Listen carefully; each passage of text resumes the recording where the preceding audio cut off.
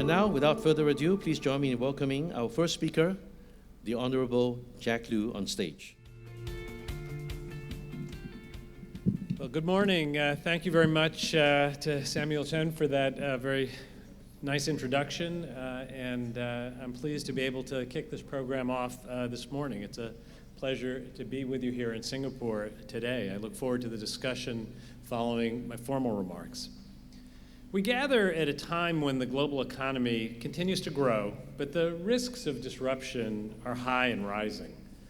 On the one hand, over the past year, the world has experienced broadly distributed growth in the United States, in Europe, and in Asia, and across the developed and the developing economies. After nearly a decade of recession and sluggish growth, there should be every reason to believe that we're in a sweet spot of low inflation and steady growth that could continue for some time. While recent events bring into focus the many risks that are just beneath the surface, I'd like to begin with a bit more on the optimistic base case.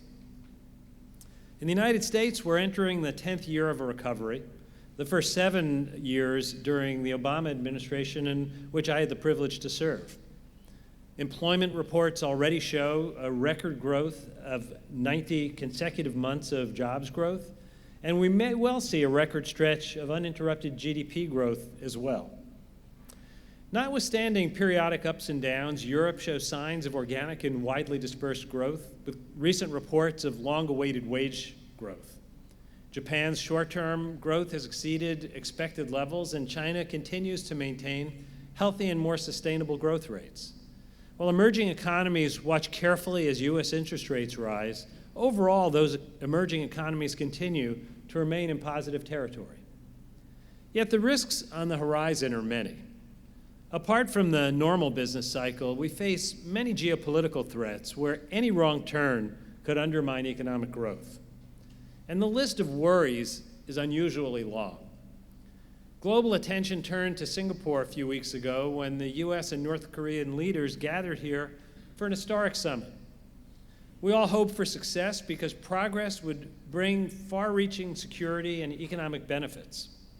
However, as reflected in the tense statements after Secretary Pompeo's meeting in Pyongyang this weekend, it's becoming increasingly clear, as most experts expected, that the road ahead is very challenging. It is important for the safety of the people on the Korean Peninsula, for the region, and for the world to eliminate the threat of nuclear conflict. So there's good reason to proceed, but with caution. During my service at the Treasury Department, we used economic sanctions to press the DPRK to end its nuclear program. With evidence that North Korea was accelerating its effort, in 2016, we united the global community through the UN Security Council with support from China to increase that pressure. And as the threat increased further, the current U.S. administration continued tightening the economic screws while also heightening its rhetoric. The North Korean regime has already achieved many of its goals. The face-to-face meeting here between our sitting leaders was a long-time objective, as was scaling back U.S.-Japanese military exercises. The question now is whether there will be a meaningful agreement to check the DPRK's capacity to be a nuclear threat. A stable outcome requires verifiable assurances that North Korea will keep its commitments, including nuclear promises, with a degree of transparency and inspection that is at least equal to that in the Iran deal. This is a high bar, especially since North Korea has a bad track record when it comes to keeping agreements. Indications of expanded nuclear activity at new facilities, in spite of public moves to close old facilities, is a cause of particular concern. As the Iran deal demonstrated, the best way to make sure that promises made or promises kept is to agree to terms on nuclear safeguards, and then to implement tough monitoring and inspection to track compliance, with the guarantee that economic sanctions will snap back into place in the event the agreement is broken. The U.S. withdrawal from the Iran deal does not help. Iran was broadly believed to be complying with the deal, and the U.S. is now in conflict with all of our partners in the Iran deal, including Europe and China, as U.S. nuclear sanctions are put back in place. Even our close allies in Europe are looking into any possible way to avoid business contact with the U.S. It sent a powerful signal when the Iranian foreign minister's first foreign stop after the U.S. withdrew from the deal was to Beijing. One can only assume that the discussion there explored issues like increasing oil transactions in RMB. This makes it all the more important that any agreement with the DPRK leaves U.S. allies in the region confident that the U.S. remains a full partner with adequate presence to deliver on our commitments. Today's news about the NATO meetings does little to settle these concerns. The Pacific and Atlantic alliances have worked well since the end of World War II to make all of us more secure and better able to achieve our economic and domestic objectives. The world and the United States will remain safer and more prosperous if these alliances are preserved for generations. And I know we're all hoping for success. And the list of worries goes on. Trade tensions, first between the U.S. and China, and now between the U.S. and our closest allies, from Canada and Mexico to Europe and Japan, create broad and unnecessary economic risks. The future of the Iran deal, as I mentioned, is unclear, as is whether the U.S. and its negotiating partners will take the same or different paths. Divisive politics over immigration and nationalism are shaking political foundations in Europe. The UK and Europe continue to navigate Brexit, where transitional agreements briefly calmed the waters, but the final outcome and the stability of the current government remain unclear. Relations between the U.S. and Russia are as stressed as any time since the Cold War, and the conflict in Syria continues with major powers engaged on opposite sides. And sadly, the U.S. traditional role as the stabilizing force is being questioned. In short, there's reason to be cautious about the road ahead. Markets in recent weeks have seen a return of volatility, though often short-lived and quickly reversed. One dire news report leads to declines that are offset by a rebound hours or days later by a more optimistic report. Only after time will we know which sentiment is correct. But uncertainty hangs over individual and business decisions, and in the aggregate, over the global economy. As economies around the world strengthen, monetary authorities in many countries continue to deliberate when to raise interest rates from near or below zero levels, and how far to raise them, and how to exit gradually from quantitative easing. This should not be a surprise, as many have been signaling for some time a readiness to move as economic data showed sustained strength. And it should also be expected that we may experience a period of challenging spreads as monetary authorities act on different schedules and at different speeds. But now, with rising trade tension and risks of lower growth and higher inflation, there's added uncertainty about the direction and sustainability of future data upon which monetary authorities will base their moves. The question for investors is whether we're approaching an inflection point. Will current growth continue or decline? Will inflation rise, and where are interest rates going? I'd like to take a deeper look at economic and political developments in the United States, and then spend a few minutes on Europe and Asia, and then I look forward to the discussion to follow. The United States is conducting an experiment with massive fiscal stimulus at a time of economic growth and full employment. On top of long-expected stress from the predictable retirement of the baby boom generation, these fiscal policies will produce ballooning federal deficits and mushrooming debt. In the short run, this stimulus is a bit like pouring oil on a fire. U.S. growth will rise somewhat, if briefly. But in the medium and long term, as the oil burns off and the consequences of the fiscal policy sink in, higher interest rates, inflation, and ultimately the need to address fiscal imbalances will become a drag on growth. U.S. tax cuts enacted at the end of last year will add $1.5 trillion of debt over the coming decade. And the debt will rise substantially more if time-limited provisions that were set to expire to hide some of the cost are extended. A few months ago, Congress also passed a 2-year budget agreement that added several $100 billion of additional deficits on top of the tax bill. Even if the U.S. economy continues to grow, the deficit will rise from roughly 3% of GDP to 5% of GDP by 2027, and double to 10% by 2047. Just last month, the nonpartisan Congressional Budget Office issued a projection that debt held by the public is likely to reach 100% of GDP by the end of the next decade and over 150% by 2048, which would be the highest in our nation's history. And the debt will only grow more if the economy slows down or goes into reverse. In contrast, the Obama administration began with a recession-fueled deficit of nearly 10% of GDP and brought it down to a sustainable 3%. At the start of 2017, the U.S. was in primary balance. The deficit was entirely attributed to interest payments on prior debt and projected to remain in that range for most of a decade. That presented an opportunity to build a bipartisan consensus to address both spending and revenue issues to deal with long-term demographic challenges and projections of rising deficits beyond the next decade.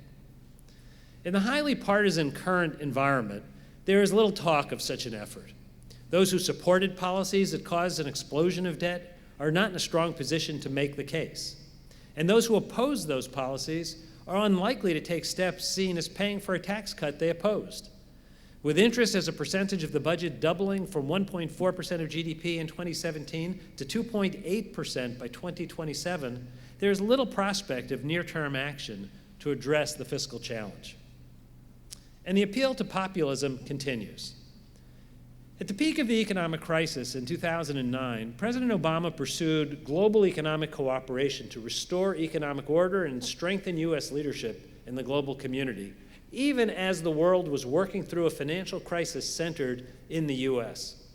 In contrast, assuming office during a period of high employment and sustained growth, President Trump appeals to the populist and protectionist sentiments of people disrupted by economic transitions with aggressive rhetoric that is now becoming policy on both trade and immigration.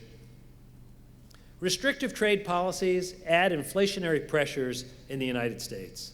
Tariffs and other restrictions on imports will make steel, aluminum, and many other products more expensive, increasing the cost of production in key industries like automobiles and aircraft, making them less competitive. And we already see that countries targeted by tariffs, from China to Canada and Europe, are taking retaliatory actions that make it harder for U.S. businesses to sell their goods, whether whiskey, motorcycles, or soybeans, overseas.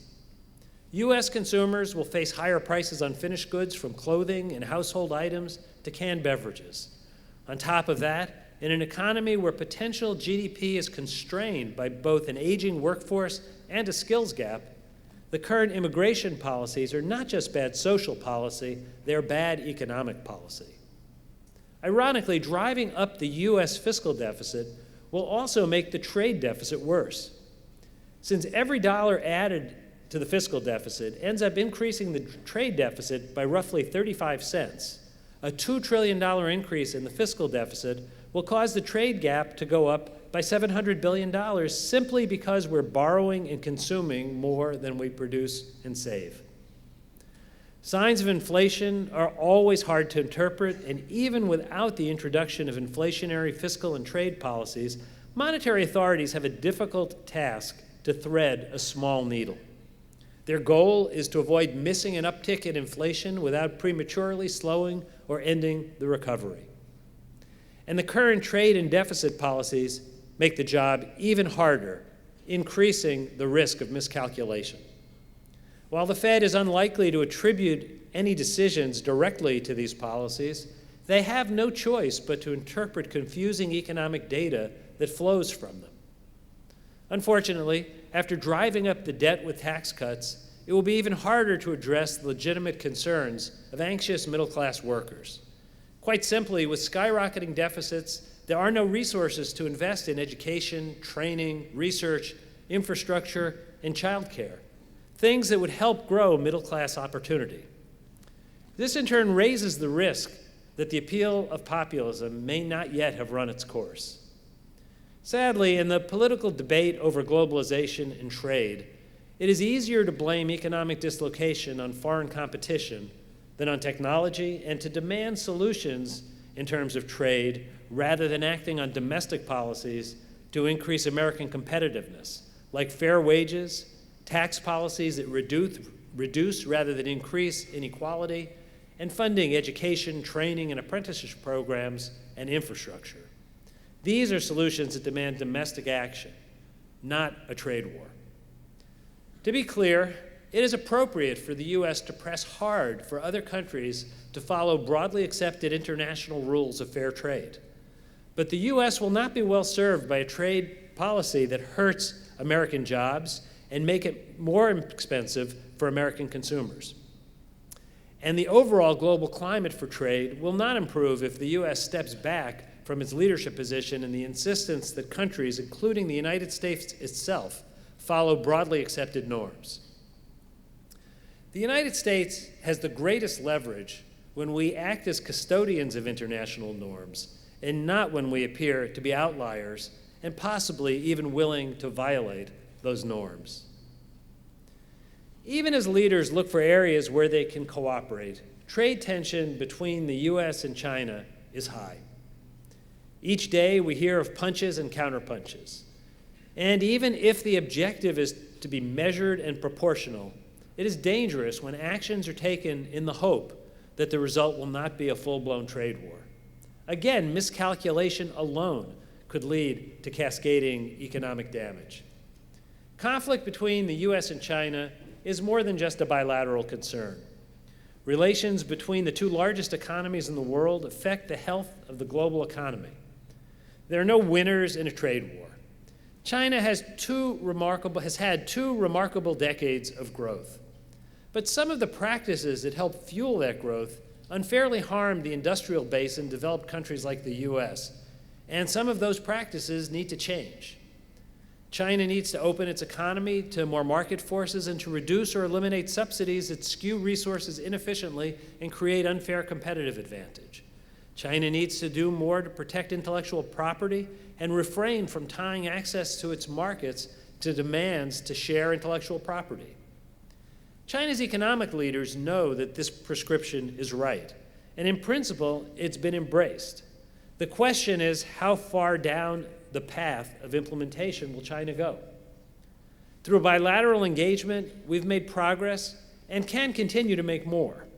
For example, in the area of exchange rate management, after decades of tension between the U.S. and China, the past several years, China's monetary authorities have allowed the RMB to appreciate against the dollar and other currencies. This helps China's consumers by increasing their purchasing power and also reduced international tension. And even the Trump administration refrained from labeling China a currency manipulator because the facts would not support that when they issued their report on exchange rate practices. It remains to be seen whether China's leaders have the political will to continue down a reform path, especially if it comes at the price of short-term disruption. Appointments like Vice Premier Liu He and People's Bank of China Governor Yi Gang put leading reformers in key roles. But with power concentrated in a president without term limits, the question is what the direction will be from the top. Continuing with the reform agenda will help China achieve the stable, long-term growth that it needs, and it will also reduce tensions between our two countries. It's important for the U.S. and China to work together where we have common interests and to engage constructively where we disagree. Beyond China, there remains significant uncertainty about the road ahead for the U.S. The Trans-Pacific Partnership, TPP, is a good agreement that advanced high standards in trade, environmental protection, and labor practices. I was pleased to negotiate key terms with regard to financial sector provisions with colleagues in the region, including here in Singapore.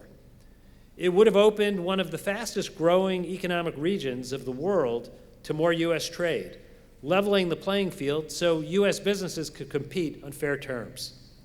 After withdrawing from TPP in the early days of the Trump administration, there are now conflicting signals about whether the U.S. will reconsider, and if so, whether the parties will be open to any strengthening changes. While I hope that is a real possibility, it is difficult to be confident that that is the course ahead. Turning to Europe, after a long and deep recession, Europe has finally returned to growth, and even the long Greek financial crisis seems to be ending as debt restructuring and fiscal commitments are now in place, along with a return to growth, if modest growth. Notwithstanding a disappointing quarter, the signs of organic growth remain strong, At the IMF spring meeting in Washington a few weeks ago, I had the pleasure of participating in a conversation with Managing Director Christine Lagarde and several European finance ministers on lessons learned from the crisis and the recovery. And I'd like to share a bit of that review of how Europe has recovered and where it's heading. Economic crisis exposed inherent problems in Europe, particularly in countries with large fiscal deficits and undercapitalized financial institutions. The response was more challenging in Europe than the US, where a single national regulatory framework already existed and a single national fiscal policy governs all 50 states. While in the end, Europe took the steps needed to preserve the European project, from the outside, it seemed that Europe would have recovered more quickly if the response had been more timely, with better coordination of fiscal and monetary policies and long-term structural reforms. Yet it was a significant accomplishment that leaders were able to find political pathways through a complicated system to achieve resolutions that require cross-border sharing of risk and cost. There was not a single European experience. Countries able to recapitalize their banks before state aid rules prohibited such support recovered more quickly. Countries where either for political or economic reasons it was not possible to act continue to have problems both in terms of capital adequacy and the risk of non-performing loans. In terms of collective action, shifting sovereign debt burdens from the banks to European Union bodies made it possible for the healing process to proceed. But for heavily indebted countries, the bargain entailed deep fiscal austerity and pro-cyclical spending reductions, which deepened and lengthened the recession. And prolonged high unemployment contributed to the rise in populism of the right and left, which has unsettled European politics and presents challenges to the future of the European project. At the same time, we now see improvement across Europe, including in the hardest hit, most deeply indebted countries. As the debate over Greece made clear, the prospect of indemnifying another country for the impact of loose fiscal policy made it very difficult to achieve an optimal solution, which would have included debt restructuring, growth-friendly spending in the short term, fiscal consolidation in the medium and long term, and structural reforms to build a foundation for long-term growth. In the area of banking, the creation of mutualized insurance funds is an important step forward, but it's funded at a fraction of the level that would be needed to deal effectively with a future economic crisis. EU-wide resolution rules are another step forward, but the mechanism still is new and has not been pressure tested by crisis. 10 years after the financial crisis, the US and global financial systems are safer and sounder and provide a firmer foundation to withstand economic bumps in the road. At the same time, as the years since the crisis passed, there is a tendency to retreat from some of the regulatory protections that provide this stability. We certainly see that in the US. As we look ahead in the late stage of an economic cycle, we need to remain on our guard against the risks that come if prudential standards on issues like leverage and capital are weakened. It's when you hit a bump in the road at the end of a cycle that these protections are most needed. While there is no crisis, it's the right time to make further progress on building Europe-wide mechanisms to respond to the next crisis. Again, the challenge will be to find the political will for action in the absence of crisis. President Macron's proposals to broaden fiscal and financial cooperation make a great deal of sense, and some incremental progress is being made. But this does not seem like a moment when we're likely to see broad-scale progress on the economic front. As we saw from the recent meeting of European leaders, in the current political environment, greater cooperation on security and immigration policies seem more likely in the short term. Amid impressive progress in overall growth, Europe still faces a challenge to create enough jobs, particularly for young people. A key for Europe is to clear up the non-performing loans on bank balance sheets, which are an impediment to increased lending to small and medium-sized enterprises. SME lending, in turn, is key to job creation. Without a fully developed banking union, there will be limited progress in this area, so it remains very important to press forward even if progress is gradual. Controversy surrounding immigration policies is demanding political compromise, and some of those are contributing to progress on the economic front. But the deeper risk is that the populism unleashed by the debate over immigration will continue to weaken traditional parties and centrist governments. Over the past weeks, we've seen that it's almost a daily question whether the Merkel government in Germany can withstand this pressure. And a last thought on Europe. In the US, we viewed the risk of the currency union unraveling as a threat to our own continued recovery. That's one reason that we in the Obama administration invested so much time on Greece, urging all parties to work towards a stable outcome. As Brexit negotiations go forward, we see how difficult it is to unravel ties, even when there are separate currencies. I hope the lesson is remembered when the next crisis comes and a relatively small investment can reduce the level of danger compared to a serious challenge to the currency union. I'd like to conclude with a concern about the tools that are available in the US if we were to face another economic downturn in the near future. And to some extent, similar concerns exist in a number of developed economies. With rising deficits, we have little fiscal capacity for stimulus in the event of an economic downturn. At a time when monetary tools have been so heavily used and monetary authorities worry about restoring the ability to use interest rates and quantitative easing in the future, it would have been wise for fiscal policymakers to similarly look to the future to restore the capacity to act in a timely way should there be an economic downturn. In the early years of the recovery, when the Fed wanted more help in the form of fiscal stimulus, Congress did the opposite, reducing short-term spending while failing to take long-term action on fiscal consolidation. Today, loose fiscal policy, when the economy is at full employment, only makes the job of monetary policymakers more complicated. And this brings us back to the challenge facing the Fed. With fiscal stimulus and tariffs and rising oil prices now promising to accelerate short-term pressures on prices, and deep concern that inflation not gain excessive momentum, it's more likely that interest rate increases will come sooner than they may have otherwise been expected. Speculation on the number of rate increases and ultimate endpoint has grown in recent weeks, and with it, the likelihood that rates will settle in the threes sooner than previously expected. And a flattening yield curve warrants careful monitoring. For some in this room, the prospect of higher rates for risk-free returns may help to regain more acceptable yields at lower levels of risk than you've taken in recent years. But the prospect of higher rates also means that the economic benefit of the current stimulus is likely to be short-lived. While I see no evidence that the appetite for risk-free U.S. Treasuries will diminish greatly, benchmark government borrowing costs will rise as the amount of debt issued goes up and as older debt with low rates matures and is replaced in a higher interest rate environment.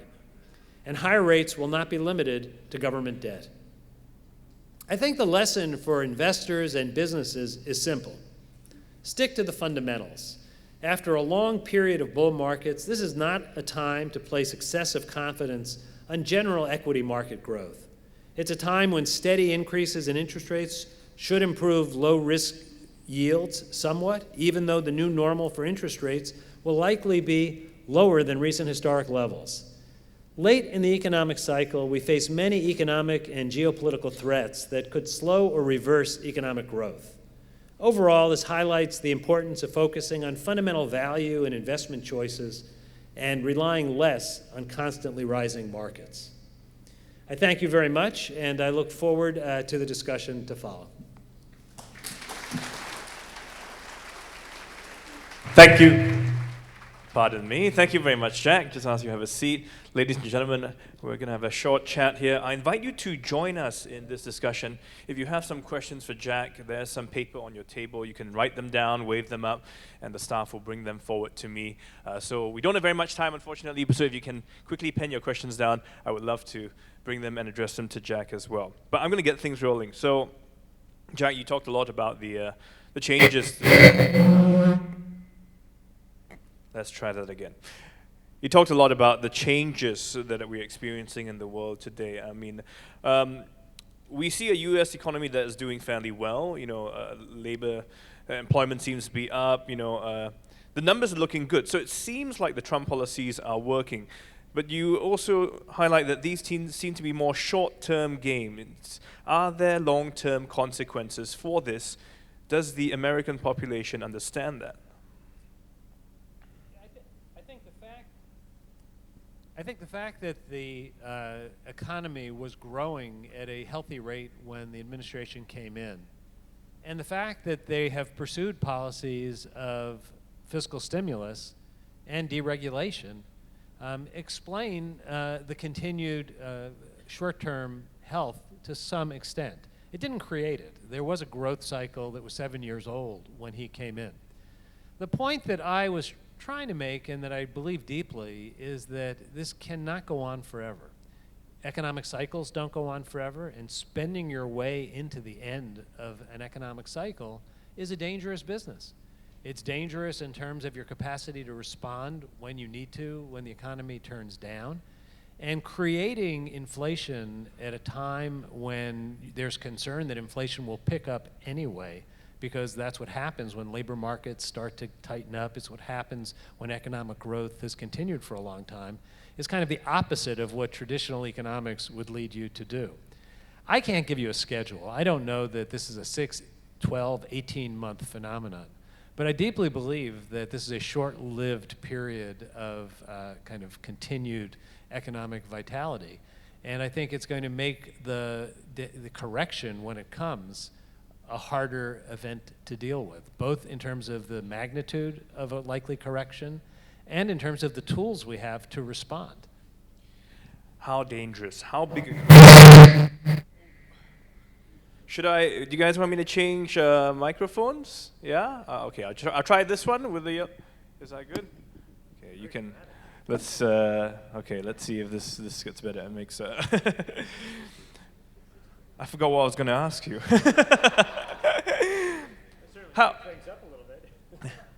How devastating will these consequences be? Because for now, it seems good. And as you know, Trump is very much into the popular vote, liking what people are saying, and he rides on that. But the long-term consequences for the country itself and for the rest of the world, what could that mean? Well, you know, if you look at something like the trade policies, there's no doubt that he is playing into a popular sentiment that the U.S. has lost out because of unfair competition. That was evident in both sides of our presidential debate last year, in the primaries and in the general election 2 years ago. That doesn't mean that these are the policies that are going to help the U.S. economy. If I look at the U.S.-China relationship, for example, focusing on the trade deficit while your fiscal policies are going to increase the trade deficit misses the point. The real point is China open to U.S. products coming in? Is China open to U.S. investment coming in? And does China have policies that are fair in terms of intellectual property so that American businesses don't have to take steps that essentially give their intellectual property away in order to do business in China's market? And does China have that? I think to some extent those are all issues. There's been progress on each of those issues because of sustained engagement through Republican and Democratic administrations over the last 10 years. We made progress on all those issues. There's more progress that needs to be made. The key is for the U.S. to be in the position where it is taking a position that is both the correct position for the U.S. and respected internationally so that others join and support it. Let me use steel as an example. In the 2016 G20 meetings, China agreed to having a monitoring process for excess capacity in steel and aluminum. They went into the conversation denying that there was a problem. We made progress in the international community defining it as a problem and having a way of measuring whether steps were being taken to make progress.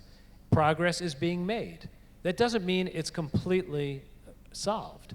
I think the U.S. putting in place tariffs, which I think are very, very hard to justify based on either the economics or the law that they are based on, does not put the U.S. in the position to bring international pressure like that to bear. And I think if we were really going to have help for the U.S. industry going forward, that's where the long-term progress is, not in putting tariffs in place that will hurt U.S. automakers and U.S. Aircraft manufacturers, not to mention the manufacturers of aluminum cans for beer. If you were to propose a penny or 2 penny tax on beer in the United States, it would be very unpopular. And that's precisely what aluminum tariffs do. Hi, okay. Just going to say it might make beer more expensive. And that would be a serious consequence. So the trade war, in your sense, is that a mistake? So the trade war with China, is that a mistake? I think engaging China on trade practices is absolutely essential. Certainly we did that, and before my years, previous administrations did that as well. I think engaging in a trade war of unilateral tariffs, where it's a tit for tat that can easily get out of control, is bad policy, and it is a bad place for the United States to be. I don't think that it is going to do anything but hurt the U.S. economy, and I think it fragments the global community in a way that's very dangerous. All right, once again, I'll just say if you have questions, and I'll invite the staff to just get it from you. You can bring it up to me on stage over here. If you have any questions, just wave your hand. They'll come around to you. So with all that is happening here, I mean, the U.S. has long been seen as the superpower of the world. Volatility, uncertainty are words we use a lot these days, more so since the Trump administration has come into power. Are things going to change? Do you see the dynamics between the U.S. and China changing? Will we see China as a stronger rising power in the near future? China has had a remarkable trajectory over the last 20 years, and part of the engagement with China in the last decade has been the process of China not just benefiting from that growth, but assuming the responsibilities that go along with it. As one of the two largest economies of the world, there are responsibilities. China had an interest in becoming more of a leader in the international financial institutions. The conversation that was involved was, in order to play more of a leadership role, China has to have more responsibility. That's constructive change. That will continue. I don't accept the thesis that there is an inherent conflict between the U.S. and China where the rising power has to prevent the established power has to prevent the rising power from assuming a leadership role. I think the U.S. can most effectively navigate that when we stand on principles that are broadly accepted. I think if the U.S. becomes an outlier, which has increasingly been happening with things like trade policy and even the alliance management, it makes that more difficult. I mean, watching the news reports, reading the news reports out of Europe in the last 24 hours, one couldn't have made up that the U.S. would have more conflict with our European allies than with our major European adversary, Russia. One couldn't have made up that we would step back and create opportunities in Asia where instead of the U.S. being the leader, we may have trouble getting in because we withdrew from TPP. I think these are very short-sighted policies. I think the last 75 years have left a legacy of prosperity and stability that we will rue the day of those not continuing. I hope that this is a short-term moment. And I don't think it reflects any broad view of the policy community in the United States. And frankly, I don't think the broad public has given a huge amount of thought to a lot of these issues. You can easily fan the flames of nativism. That's not hard. It's not responsible, though. I'll just see if would you like to change our mics for Jack? And we did have a question come in from one of you there. Okay. This is a little farther apart. I don't know, yeah. Are we too close? This is turning out to be a bit of a scary experience speaking to you, Jack. All right, so I'll bring this question forward. Does the flattening yield curve signal an impending recession? How does it factor into the Fed's decision making in terms of rate hikes? So the flattening yield curve is something that I do believe needs to be watched carefully. It has been a pretty powerful indicator of what's coming in the past. I was familiar with the fact that it had correctly predicted most downturns for the last quarter century. What I only recently came to learn is it only had one false positive, where it predicted a downturn that didn't come about. Now, what is the predictor that's most powerful? It's when the yield curve inverts. And I don't know that one should take it as being unavoidable that it's a harbinger of what's to come, but it certainly does not reflect a great deal of confidence in the future if long-term interest rates are so moving in such a different direction than short-term interest rates. What about a financial crisis? Any worries about that? I think financial crisis is something that in retrospect one can always see the causes, and when one is in a predictive mode, it's almost always impossible to see where it's coming from. No one saw the 2007 financial crisis in the form that it took. No one saw the savings and loan crisis in the 1980s coming.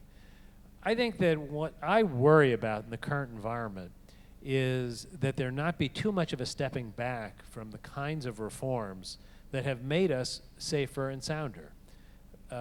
Capital in financial institutions matters. Transparency in terms of the risk being taken by financial institutions matters. I think the steps back in the United States have so far been relatively modest. If they stay that way, I think that the guardrails are still up. What is changing in the economy is how much financial business is done through fairly unregulated channels.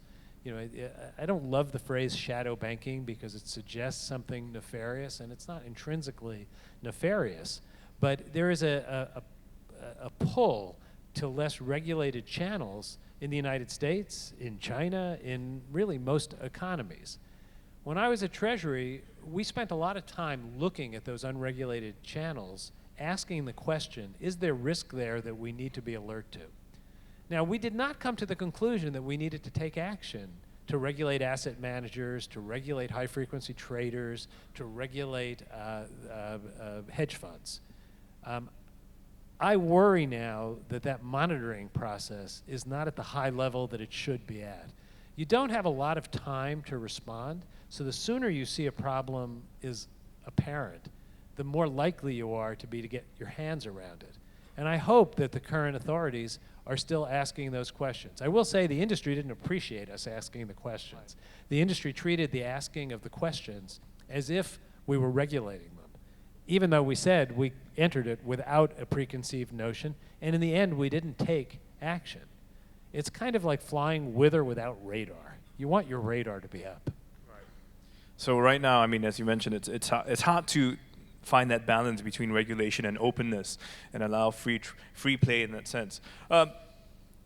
With the trade war with China, this is a question from the audience, how can the US Congress, is it possible for them to break this impasse, assuming that China is not going to back down? I think you've seen some move in the Congress to try and take back some of the unilateral power that the president has to impose tariff policies. I don't think it's likely that you're going to see that legislation pass.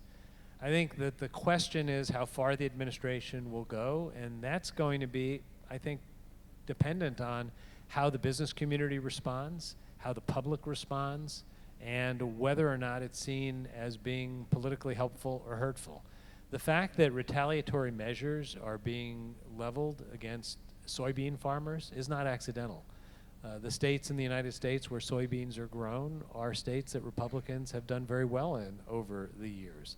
The fact that retaliatory measures are being taken against whiskey and bourbon is not random.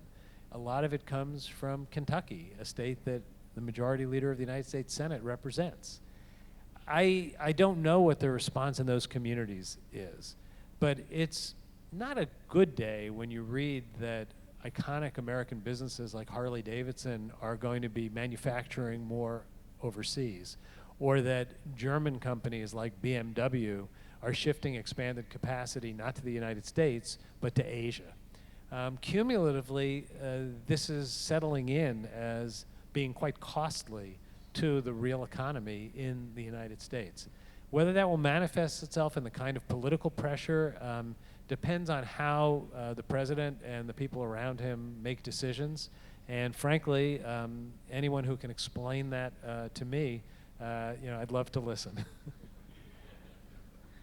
What does this mean for us here in Singapore? How will it affect a country like Singapore in the long term? Look, Singapore is a very strong economy with a highly developed financial system. but it is not as independent because of its size and its placement in the global economy as a lot of other countries. When we negotiated TPP, there were a lot of discussions about should there be currency exchange provisions in a trade agreement. I strongly oppose that because I don't believe that the decisions of central bank governors should be subject to trade review. But it was quite interesting to learn in the process of that discussion that it's the entire monetary policy of Singapore, buying and selling foreign exchange. It doesn't do interest rate management. It doesn't do money supply management. So it's an indication of how vulnerable, or not, vulnerable is the wrong word, how responsive Singapore is. Now that's been a strength in Singapore. Singapore has had advantage because it has flexible ability to respond to the global shifts. I think the business ethic in Singapore is strong, the rule of law is strong, the institutions are strong, but I think the waters are going to be choppy. Continued growth, it would be great. I know the growth over the last year has been strong here in Singapore. But it's also a function of growth in the United States, in Europe, and in the rest of Asia. It's not just driven by the domestic economy. So all of the issues that I discussed that create risks of uncertainty in the business environment, to some extent apply to how the Singapore economy works as well. So for the people in this room then who are looking to, invest some of their money, what should they be doing? Should they be also looking at a more short-term game, because it seems very much short-term nowadays, or should they be looking for more long-term? Look, I think in general, being long-term makes sense, but markets move on an instantaneous basis. They don't move on a long-term basis. So if one's investment strategy is based on the continued rising level of global equity markets, I think that is going to be a more challenging environment in the years ahead. Obviously, with fixed income rates rising, there's more of an ability to mix a portfolio and have yields that are more attractive than they were even a year ago. But we're not talking about huge returns. If U.S. interest rates are north of 3%, that's still a fairly modest yield, particularly if you're looking at funding liabilities like pensions or long-term obligations that have a life of their own. So I think it's a very challenging environment. I do think that focusing on fundamentals matters, and having an investment strategy that's less looked at overall global growth, but where there are advantages because of a business, because of the opportunities in the market, because of the capacity to add value, is a sensible approach. But that is easier to do when you have small amounts to invest than when you have very large amounts to invest. So I think it's a challenging environment. So amidst this challenging environment, if people had to, consider their options, how should they look at this situation? Should they also look at the political climate? Because the two seem very much intertwined these days.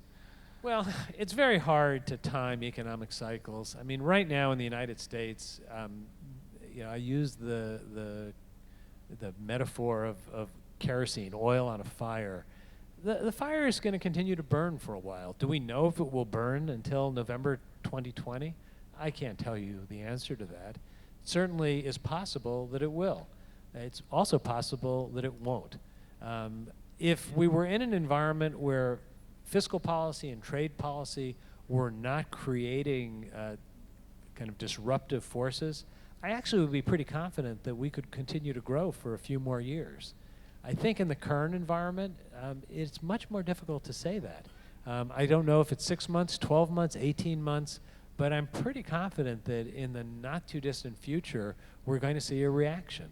And what I said about Fed policy, I want to be clear. I actually have a lot of confidence in the current leadership of the Fed. I think that in a world where some of the appointees in high position do not give me confidence, I have a lot of confidence in Chairman Powell and in the new Vice Chair, Rich Clarida. I think they're going to do a very professional job trying to thread the very small needle. I just think that the policy environment that's been created makes that intrinsically hard, even harder than it was before. And when you see inflationary signs with the possibility of growth slowing down on the horizon, it's uniquely challenging for a central banker. Can that confidence be said about your president? Look, I don't think it's any secret that my policy views are very different from the current president's. And I think it's probably not necessary to say that my temperament is very different than the current president's. I think the U.S. is well served by thoughtful and careful policy making, and I find the current environment of more chaotic and impulsive decision making very worrisome. It is the most important decision-making role in the world, and it warrants the kind of careful consideration that both Democrats and Republicans have traditionally given to that job. Ladies and gentlemen, Mr. Jack Liu, let us thank him. Thank you, Jack, for your time.